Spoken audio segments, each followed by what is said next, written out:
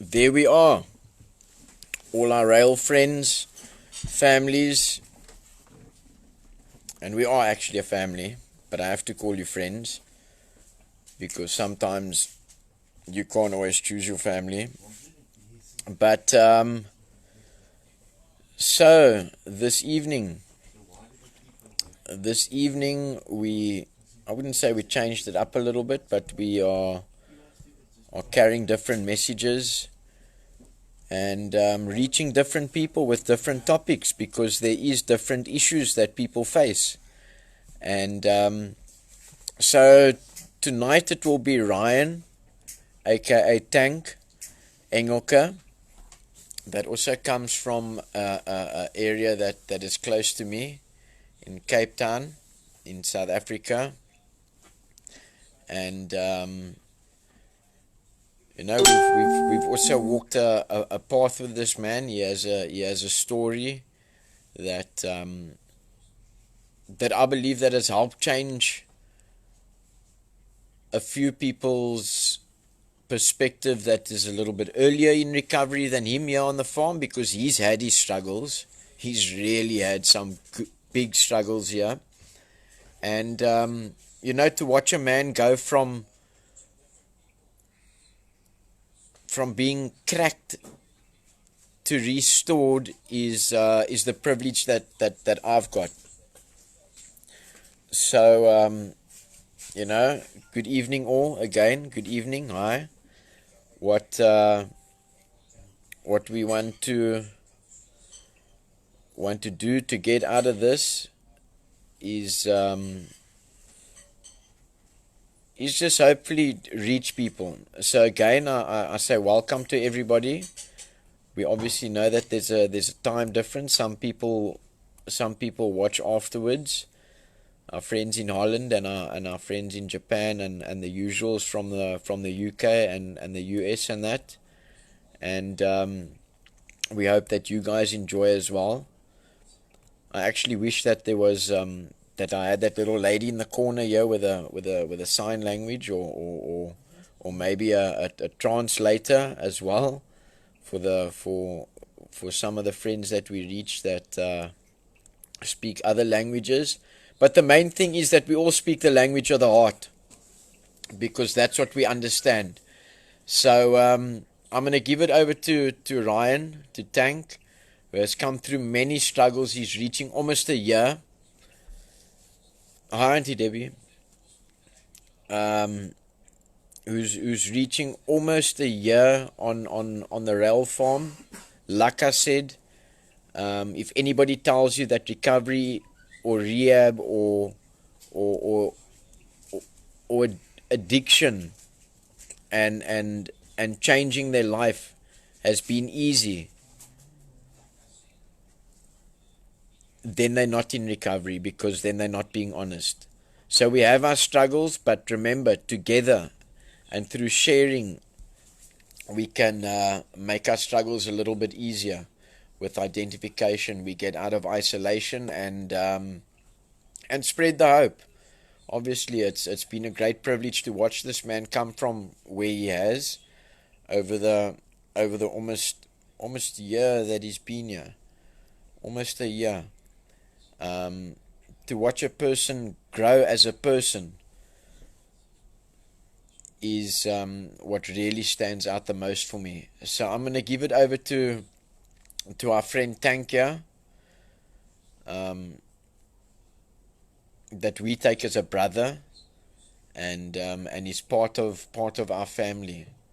So I'll let him tell his story, because nobody else can tell it like he does.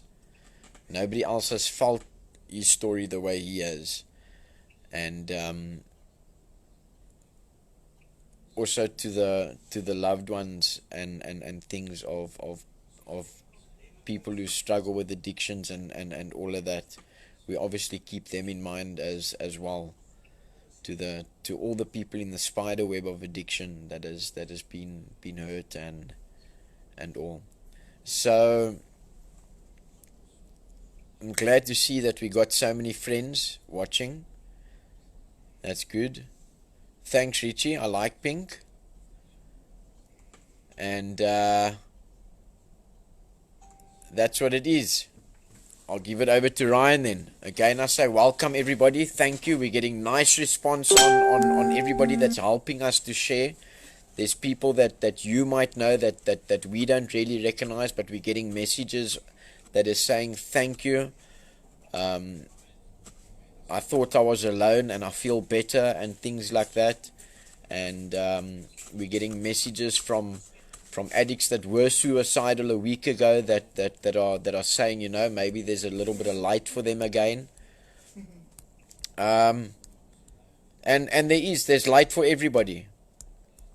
Well, let me put it this way. If there's light for Tank, which there is plenty of now, then there probably is light for anybody. So take it to heart and let's just speak the language of the heart. Thank you. I'll give it over to Tank now.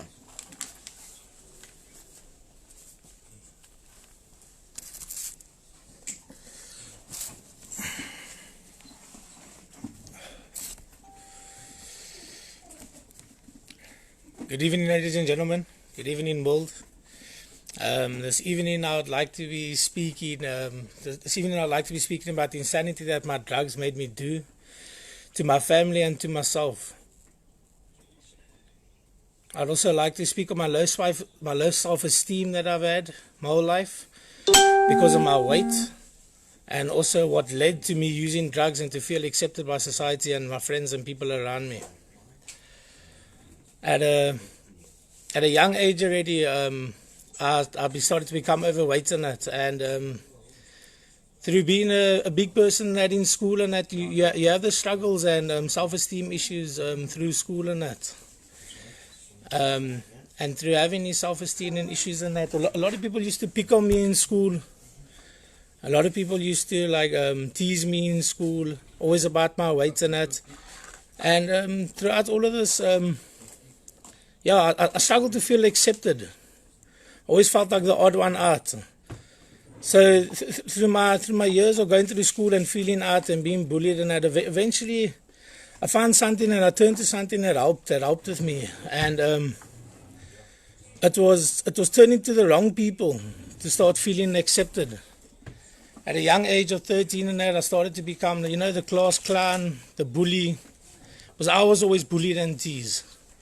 And it was this that I used as a sort of a deflection away from my problems and my self-esteem issues.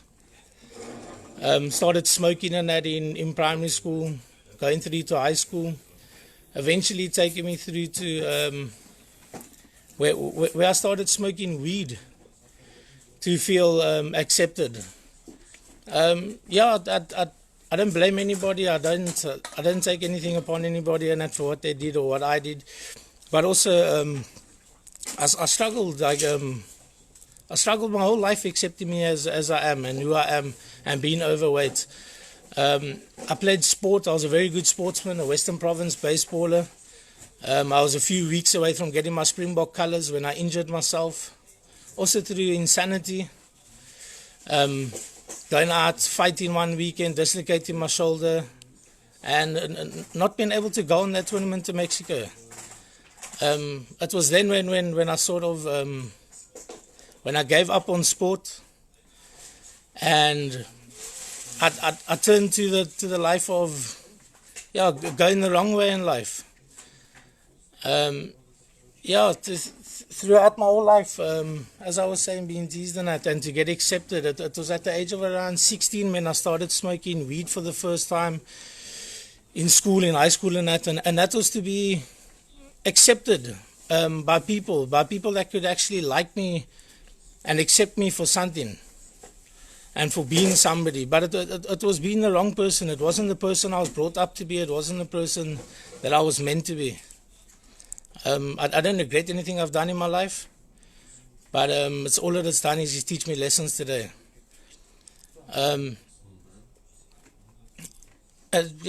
Speaking on that insanity things, it was around at the age of about 16. Like I said, I started smoking weed and so on. That I turned to selling, and also selling weed, merching and that. But I started selling weed and I started murting was because of for the money afterwards. And as I said, to be accepted in life. The money that I was making in the beginning from weed and that, I was using to people please. It was to buy friendships over, to feel accepted. It was to buy people, and it was to buy myself happiness. I couldn't find happiness in myself. So I tried to find happiness in buying people's love over and buying people's acceptance over. Yeah, and going through that, it helped me nothing. Because there's not many true people that I've had in my life and that, except my family. The family is the only real people, and the people here at RAEL Recovery Center that has been true to me, and people that I really look up to and I really feel loved by today. There wasn't many friends, like I said, that was really good to me, or really my friends, because of who the person that I was. I always had to buy my friends. Where I go to, when I started selling, and that is where I really felt my love for money. And it was where I found my love for money when I stopped selling. When one of my friends' mothers had told me that, hey, the police was after me, so I got paranoid. I stopped. I took a break from selling, and it is that time where I had to keep on finding that money, because I had to keep on feeling accepted. I had to keep on people pleasing to feel accepted through life. So it was at a young age, at 16, and that when I started stealing from my mother. I remember during like June holidays, September holidays, every day stealing her bank cards, running over the road, drawing the money, taking her cell phone, and deleting the messages. All for money. It wasn't even that time for weed. It wasn't for anything. It was more to take my friends out every single day and spend money on them so that I could feel good about myself, which I never felt for a long time in my life. And finally I started to feel good about myself, because people were like sort of wanting to be in my Lee Kruin, starting to want to be in my company and that. If I look at the money, I did a lot of insane things for money. That at 16 years old, starting to sell, and that also planted the seeds for me later in life, selling the rest of my life. I was a drug dealer for around 10, 14 years, just before I came in here. And it led me to doing some insane things in my life. Operating with people I never thought I would operate with. Also, throughout that, like eventually when things were going bad and the drugs had started, it was about the age of 2021 when trans parties and that had started, that the drugs had started. And that was when the dealing really got bigger and that for me, and the love for money grew even further and further. But going before that already, I want to talk about more than say things that I did to my family, what I did to my mother, what I did to my father. I'd stolen my mother's time. I'd stolen everything from my mother. I manipulated my mother. When I didn't get what I wanted from my mother, I used to cry. I used to put myself into self-pity. I used to make everyone feel like the world owes me something. And it's only here through the RAEL Recovery Center that I actually found out found out what self-pity is, and that there is such a word as self-pity. I never knew for the many years that I was living and that I've been alive that I was in self-pity. But today it's something I'm working on. I'm going through I'm working on my self-pity, I'm working on my self-esteem.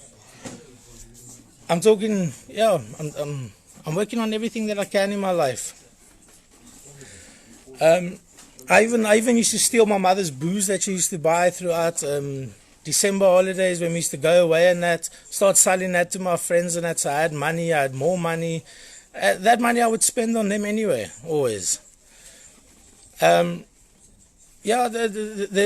mother eventually after stealing from her, getting caught once stealing large amounts of money, she gave me a second chance then. Didn't phone the police, did nothing about it. The second time came, And it was the September holidays, and again I stole a large amount of money from her. And this time my mother caught me again. And through her catching me again, I remember running away that night, being caught, sleeping on the Summer Greens Bridge, coming home early as the morning, and the maid had seen me come into the house to steal some more food and that, so eventually I can go to the streets again. A few hours later, my family caught me in the area, and it was then that I got sent, and I moved in with my auntie and him in Kenwan. I did my final matric years out that side of the world in the southern suburbs. Yeah, I'd hurt my mother a lot. I'd stolen a lot from my mother throughout her life, always stealing the odd 50s, 100s, 200s, always manipulating her. Even at one stage wanting to commit suicide when I couldn't get my way for money. And when the manipulation didn't work, putting a knife to my throat, putting ropes around in the garage like I'm going to hang myself. All because I couldn't get money. Because I wanted money so I could go spend it to feel more accepted. Same things that I also did when my mother didn't give in to me after a few years, like later down the line. Like I'd hold my mother knife points once to try and get money from her. Probably one of the hardest things, if I think about today, to get over was holding my mother knife points and fighting with my mother on a daily basis, pushing her, once or twice hitting her, to get money for my drugs afterwards. Living by my auntie and them started. That's when I went through to my clubbing days, and that's also where the alcohol became a big problem. Alcohol was basically the start of going into the drugs and going into the trance parties. It was then already when my life started to become unmanageable. Because instead of paying bills and saving money and doing things, my salaries then had gone on to weekends out with my friends, spending all my money on alcohol, spending all my money on prostitutes, spending all my money on strip clubs. And it was all just to build my self-esteem, to make me feel better about myself, as I've also said again. I want to get through the trance party scene and go back to there and that again. It was through trance parties that I never felt better before. Selling had become my second nature. The love for money had become second nature. And as I've learned here in the RAEL Rehabilitation Center as well, that you cannot love two gods. I love money, and I've said I love God, but today I can say I need to learn I've been learning the difference between loving God and loving money. You cannot love money. Money will not always bring you ever-ending happiness and everlasting happiness. God will bring you everlasting happiness into life. That's something big that Angus is laughing here with the crew. But yeah, that's one of my biggest things. Like I said, it's always been money, but it's been low self-esteem, self-pity, as I'll go through it again. I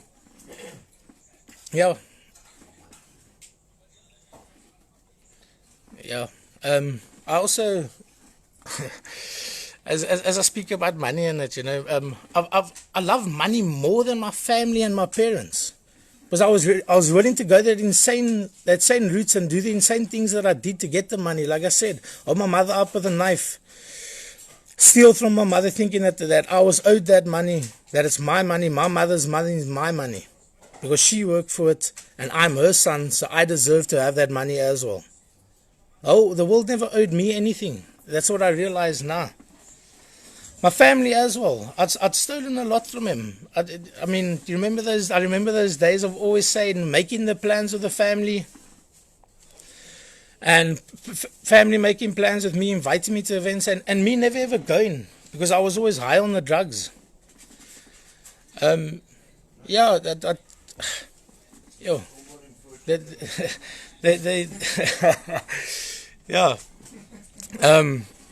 I got talking about that, when I got my first car, and that I went.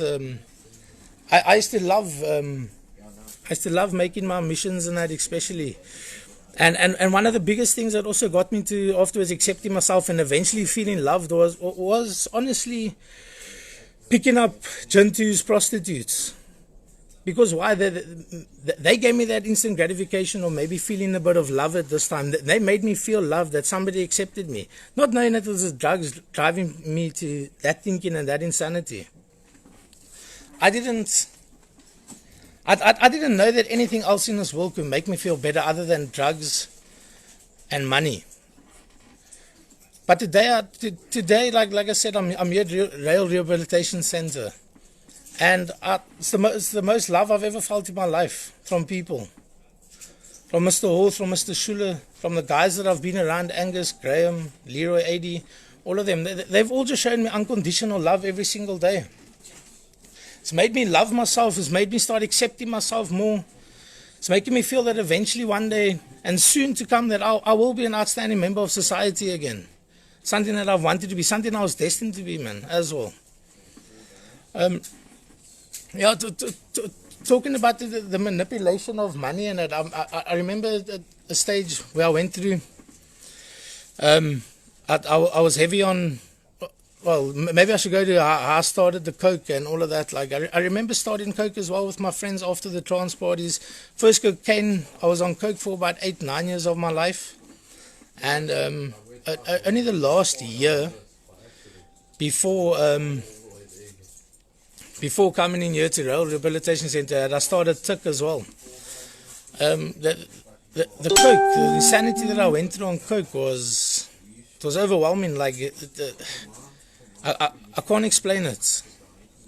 The things I used to do for my money, through selling, I started conning the people. I won't explain the ways in that I used to, but all my clientele that I built them over the years, and that eventually I'd robbed them, I'd stolen from them.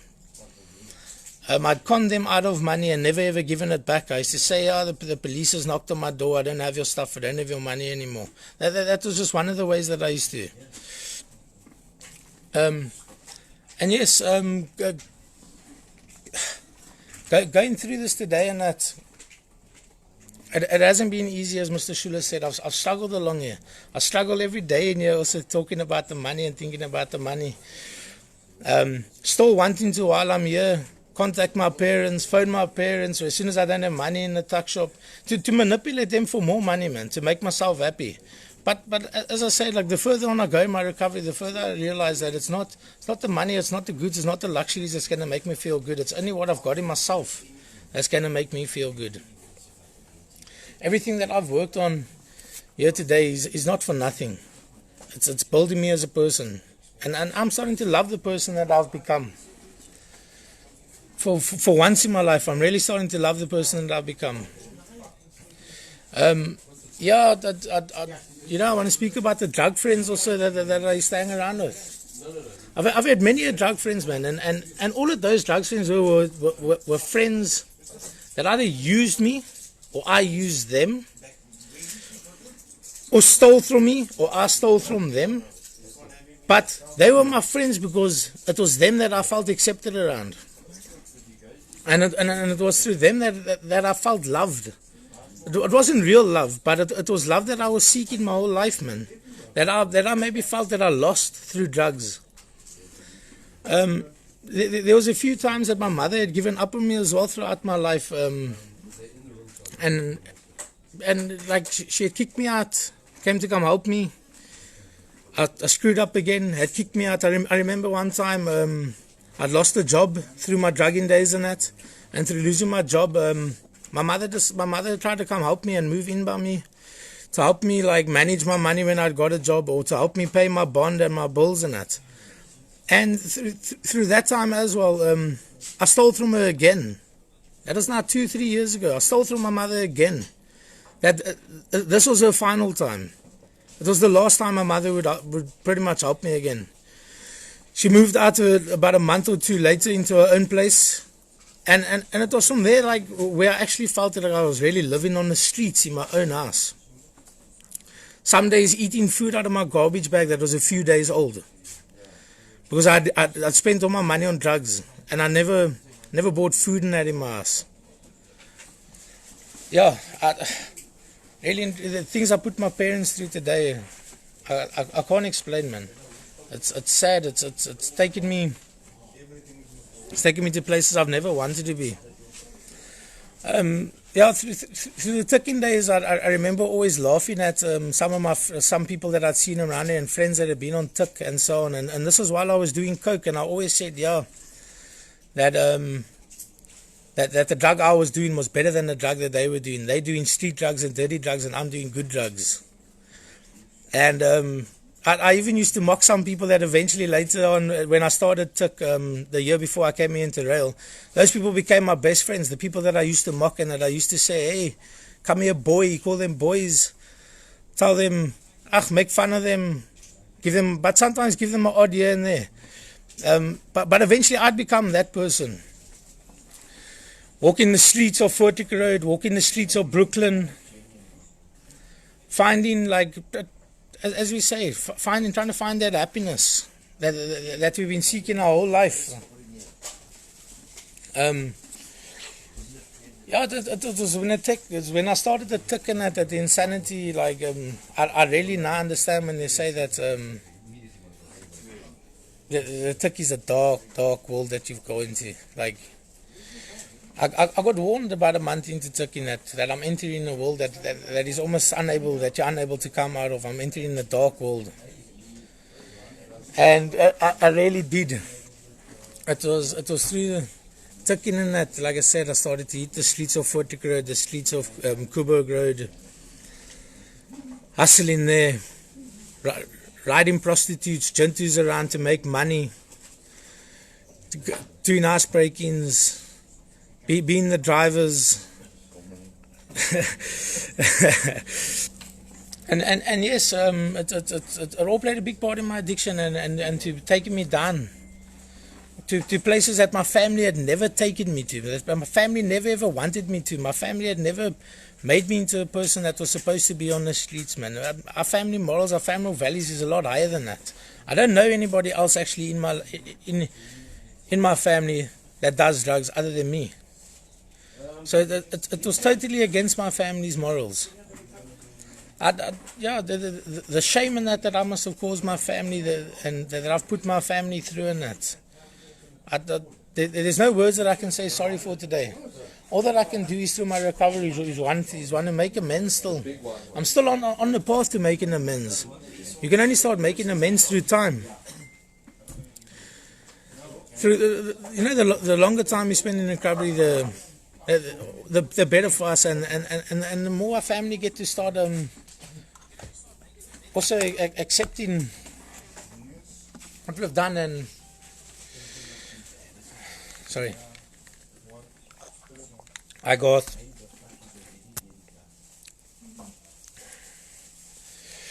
sorry. Yeah. The thing that I wanted to speak about, as I said, is the insanity that I did the most tonight was to my family, my parents, and that I put them through again. As I said, my mother had given up on me. How many times she tried to help me, and all she did, and all she was actually doing was enabling me through helping me. I couldn't see that though at that time. All that I could see is manipulate my mother for more and more and more, and manipulate my father for more and more and more. Not knowing that I'm breaking them, not knowing that they could see what I'm doing to myself. Thinking that everyone was blind to it. That I was so good that nobody knew what I was doing in it. As I said, my mother eventually gave up on me. And it was in 2016. I was working for my father. When I'd woken up just after New Year's, going to my father and asking him for help for rehabilitation, to please send me to a rehabilitation center.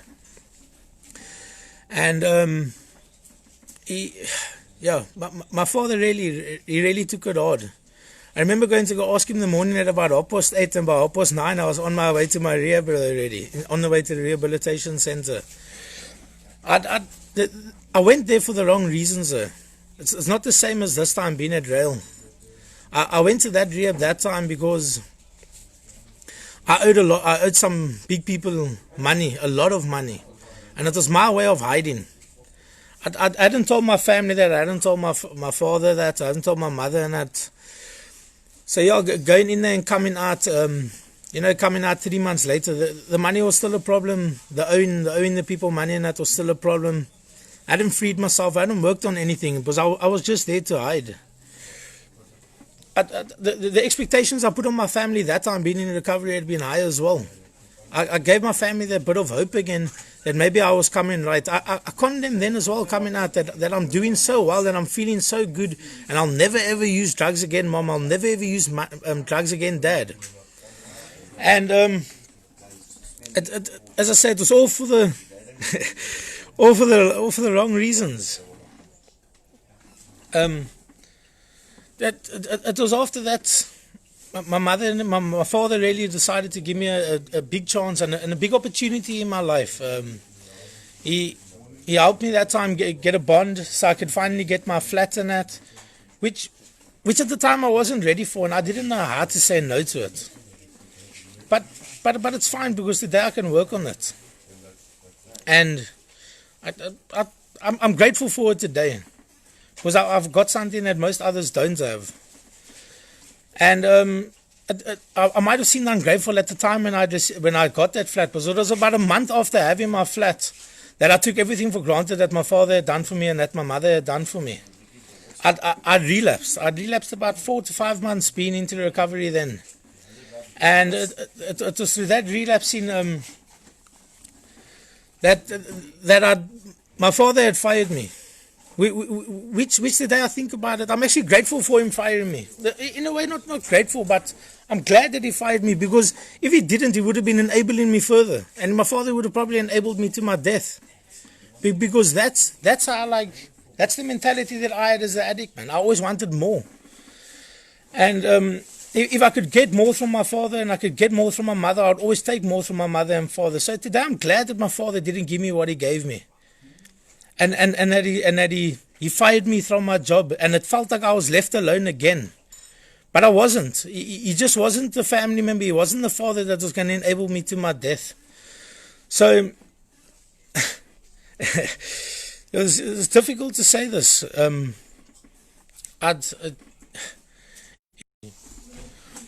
Sorry, and as I was saying, that today I'm glad my father stopped. I'm glad my father stopped manipulating me. Stopped enabling me that day. I never spoke to my father, funny enough, after that for about from 2016 until just before I came in here in 2019.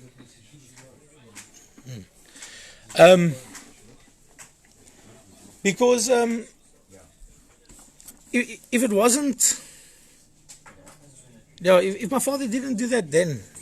And this is something I'm going to say now. Like this is how God works. Throughout the whole time of me and my father, or me blaming my father for why I got fired, and for me almost losing my flat that time, and why I was jobless, and why I had to start hustling, and why my mother had to move in by me. It was through all of those times that I really started to learn. And I really started to get a bit of hope in life. Hey, sorry, I'm just lost my thought here. As I was saying, and this is sorry where I say where the grace comes in my life, and that, like, I really felt so lost through my father and through my mother and that, and it was 3 years afterwards I hadn't spoken to my father once, and that was when he was trying to get hold of me to tell me, I hope you're going to pay your bond, otherwise I'm selling your flat. Because it was on both of our names, and still is on both of our names. That I woke up last year sometime, being on tick for about a year, crying, knowing that I had nothing left in me to do anything anymore. That I couldn't do this any longer. Otherwise, the death was coming soon. The people I was hanging around with, the gangsters, the prostitutes, the escorts, the friends that I had in it, that they were taking me to my deathbed, and I was taking myself to my deathbed quicker than what I thought it was happening. I woke up, like I said, a Saturday morning before I came in here, about a week before I came in here on the 18th of July. And I phoned my current boss at that time. It was one of my good friends, and asked and cried to him and asked him for help.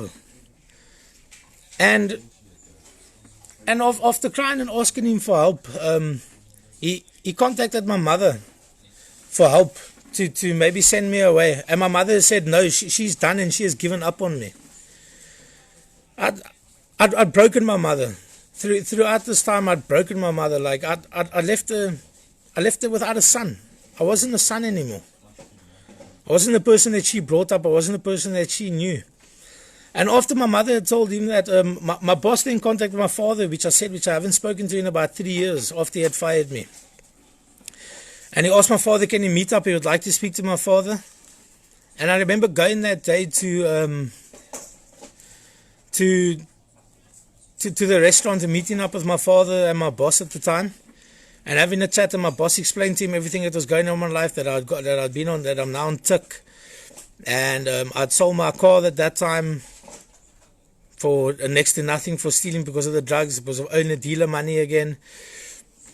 And my father said he knew it had come in because I'd stopped paying my bond about 3 months before that, and he was paying it. And my boss asked my father just for help and a contribution to come into the rehab. And my father, I don't know where the grace in that comes here, but today, as I said, this is grace. My father then said, don't worry, this is my son. I take full responsibility for sending him to rehab. And it was that day that my father had contacted Mr. Hall and Mr. Schuller. And when I felt a bit of hope again, like I'd opened up to something, I'd finally admitted defeat to the drugs, that I was a drug addict that needed help.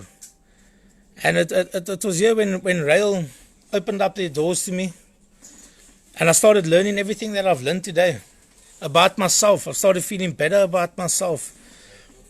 I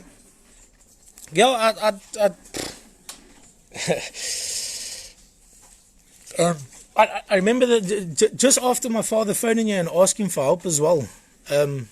This is one of the biggest things that actually only the other day after 10 and a half to 11 months being here that I remembered. Was just before I came in here, my boss made me work one last day, and I went into work. And before that, I could offload 8-9 ton trucks alone in a few hours of fishing it. And that day being at work, I couldn't even lift the bin. I felt dead inside. I felt dead I felt like no strength in my body. I felt nothing. I remember crying to the manager, the auntie there, Auntie Christine today, and crying, being like, Auntie, I don't know what's happened. I don't know what's going on with me. I've got nothing left inside of me. I was again like feeling like there was no hope for me. There was no hope for me. And as I'm saying, coming in here to RAEL and that, there's hope for me again. My biggest hope is that I reach the potential that I should be. That God wants me to be at. That to serve God as well.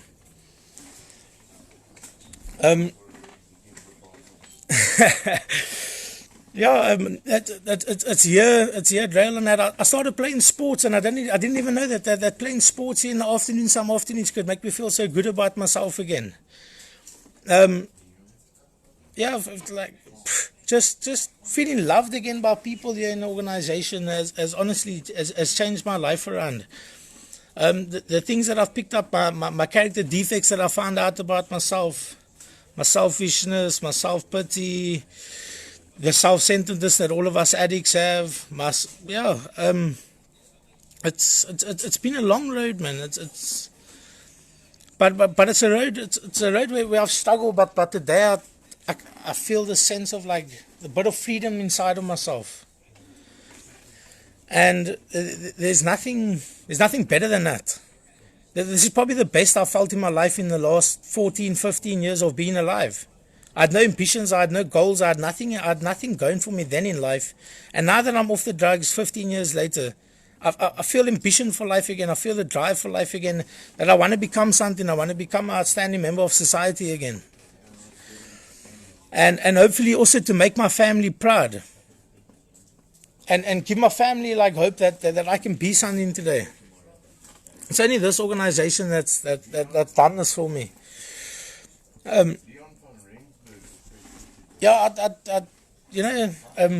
to talk about the people today and that's played such a big part in my life that I didn't know until now, when I felt love, and at that time I couldn't feel love.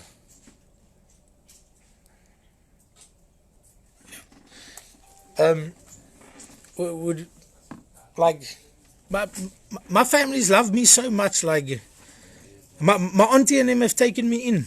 That I've lived by them on 2 occasions, at the age of 17, 16, 17 for 2 years, and at the age of about 22 till about 26 for 4 years I lived by my auntie and my uncle, Heather and Dion. They take me as their own son in that as well. They've also done a lot for me, just as my mother has. Throughout everything that I've been through in my life, my mother brought me up alone, and I think she done a good job. It was me that made the choices to do the drugs, not my mother. It was, it was all ultimately comes down to my fault, and everything that I decided to do in my life. My father as well. I always thought maybe he wasn't there, but he's been there, and today I can see it as well. Like if the man didn't love me and care for me, why would he send me to rehab twice? Why would he be doing for me what he did for me then? Why would he have helped me buy a place if he didn't care or love for me? Every single thing today, like it comes down to the gratitude. Like I'm starting to feel more grateful for everything that people in my family's done for me. Something that I've never had before, never felt before. I've always been ungrateful, taken for granted what they've done for me. And yeah, like I think the biggest thing is that I can say today is do not glad and happy I'm that I never got caught dealing, and that my family never put me to the streets and that. But there comes a word like in all of this, like the word, it's the longest word they say in recovery is yet. Yet, because not yet have I been put to the streets, and not yet have I been caught dealing, and not yet have I been to jail, which is some places I probably deserve to be at those times. But by God's grace I'm not, and by God's grace I'm sitting here today a free man.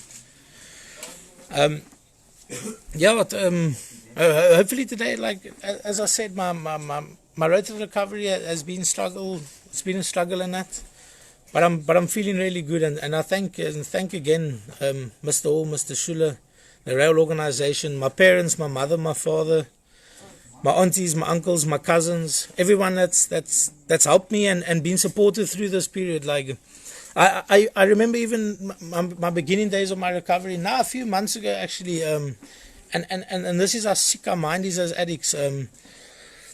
I started speaking with my mother and that again, and I saw a gap, like, because I was doing so well in my recovery, even with my father, I was doing so well in my recovery that I saw a gap to manipulate him again. Hey mom, hey dad, I'm doing so well, why don't you send me money, why don't you buy me this, why don't you get me this, and why don't you give me this? All because I'm doing well.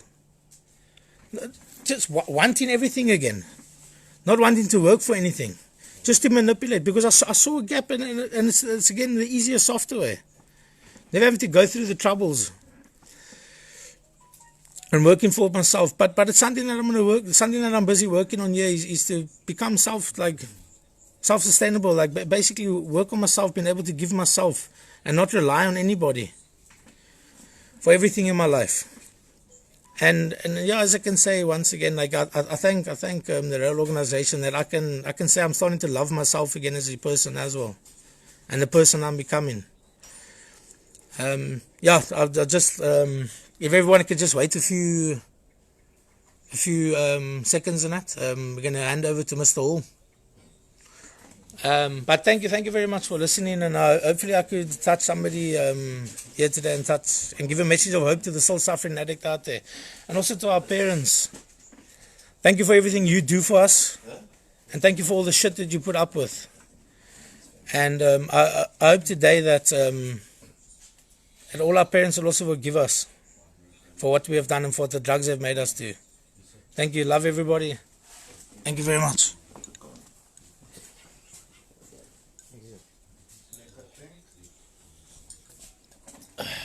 Good evening all, and thank you to Ryan, to Tank for A really inspiring message. Huh? I really thought that he spoke beautifully. He spoke the truth, and he shared from the heart, and that's beautiful. It gives us peace of mind, and it gives us knowing that we're on the right road to helping each other, not just helping ourselves, helping each other. So yeah, Ryan, very well done, and all the people that speak on here. We're not here to win Oscars or here to win the Golden Globe Award or the Nobel Peace Prize. We're here to help and educate the nation of what we went through. And if we can help other people stay sober along the road, that's the double whammy that we hope for. It's to carry this message to everyone. So as this group, last night's group had 5,000 views on it when Graham the Great spoke. And we just want to grow it, and it's free, so we're not making any money out of it. We're just trying to save lives. That's all our task in life, is trying to save lives. So, hi Charlotte. So, it's been a good day in recovery. It's been a good couple of weeks for Ryan, who came through quite a heavy dip. But I want to say tonight, and I want to say this categorically because I got nothing to gain out of it. The love that this man has got for his parents, for his father and for his mother, is immeasurable. I don't know if that's the right word, I got stand at 7. But there is the immense love. But with the love of his parents, Ryan first had to learn to love himself. Because if he can't love himself, it's very difficult to accept love coming from all angles. So yeah, it's been a nice road with Tank. It's been a long road. There's been hassles. We mustn't bullshit each other. There has been troubles along the way, but we're addicts. We're sick people. We're not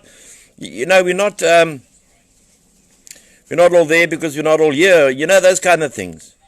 But once we put the drug down, we can start working on ourselves. And we can work on ourselves to the point that we will find the serenity. Like the government today. Becky Chaley, Chuck Norris, and Mrs. Zuma, the High Court has decided that they're illiterate. They didn't know what they were doing. They're insane. And the world's been telling them, South Africa's been telling them, do it this way. And we've all been abiding by the rules and doing our thing. And we've had lockdown here because we saw the lockdown coming because we watched a bit of news 2 weeks before the time, and we've done the right thing. So if they've done the wrong thing, let them suffer the consequences of the wrong thing, like a lot of us suffer the consequences of the wrong things that we did in our life. We have to pay back, and the way that we pay back here is to give ourselves to the people who watch, our experience, our strength, hi Michelle, and our hope. That's all we can give. That's all we can give. And that we can pray that the young people watching, or the moms and dads, will inform the young people, their sons and daughters, don't go down the road that we've been. Because we're the puppets who went down the road. No other person has to go down our road. We have tested the theory. And let me tell you, the theory, when it becomes the practical, is not a nice place to be. Not a nice place to be.